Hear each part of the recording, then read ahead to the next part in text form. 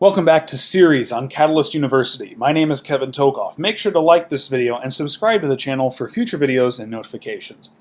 Alright, in this video, which is the first real series test that we're going to look at geometric series. Now, this is a very important point before we actually get into the mechanics of geometric series. We're going to be doing in this series playlist and chapter a lot of different series tests. This is really the first one we're doing. In this video, we're going to talk about geometric series, and we're going to look at basically what's a test to determine the value of the geometric series, an infinite one, that is. Now, before I go any further, I want to preface a very important point, and this is kind of the reason why this is the first video, or the first test video in this playlist. The geometric series is the only series out of any test that we're going to do in which you can actually determine the value of the series. Okay, so we're going to go through this in a minute, but this series right here, this geometric series, equals exactly 16/3. This is the only test where you can actually determine the value. We're going to do a series, a whole host of other tests. We're going to do the integral test, the direct comparison test. I don't have the slide for it yet, but the limit comparison test, the alternating series test, the ratio test, the root test. The geometric series is the only one of them where you can actually get the exact value. Every other test only tells you whether or not the series converges or diverges. That is very important to keep in mind.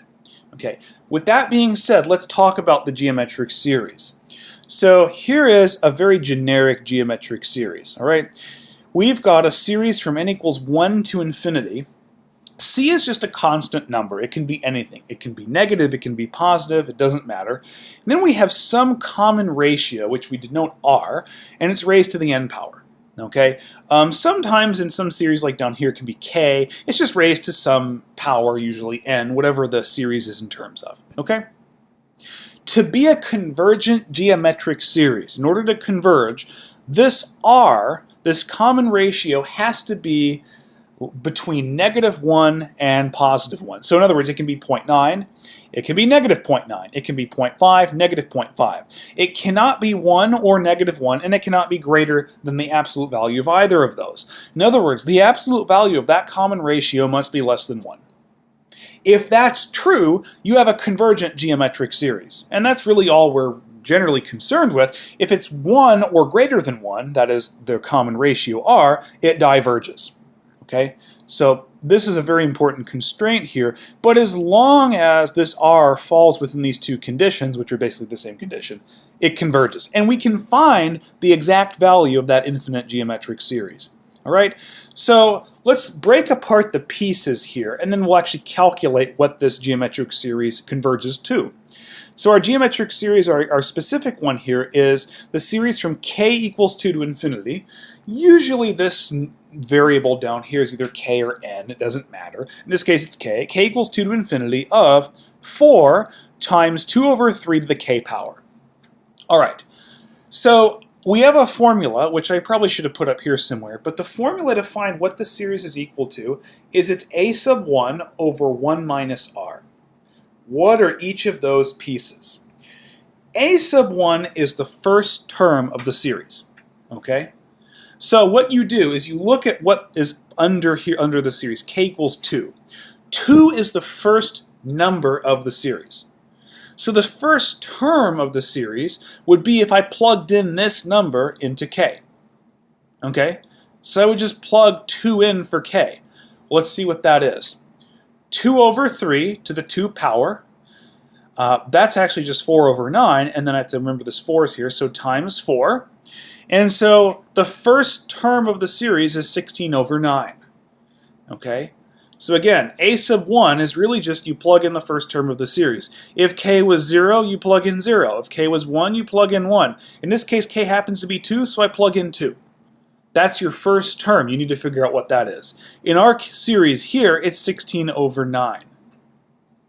Now we have an r here. What's r? R is just the common ratio. All right? The common ratio is basically whatever's in the parentheses here raised to the k power, or sometimes the n power. Our common ratio here is just 2 over 3. All right? Now we have everything we need. We have the first term of the series and the common ratio. We can find out what this series converges to. So it converges to a1 over 1 minus r. a1 was 16 over 9. In the denominator we have 1 minus the common ratio, which is 1 minus 2 over 3. Now all we do is we just basically solve this. I'm going to change this 1 to 3 over 3. Now over here I've got 16 over 9. In the denominator, 3/3 minus 2/3 is 1/3. So 16 ninths divided by 1/3 is the same as 16 over 9 times 3. And that's just 16/3. So, first of all, because our common ratio, which was 2/3, is, at least its absolute value, is less than 1, or it's within this range up here at the top, we know the geometric series converges. Now we can find its value, which we just found using this formula. This series actually converges to this value, 16/3. And again, just to reiterate this, but not to sound like a broken record, the geometric series is the only one of the common tests that you run in Calculus 2 in which it actually tells you the value that the series converges to.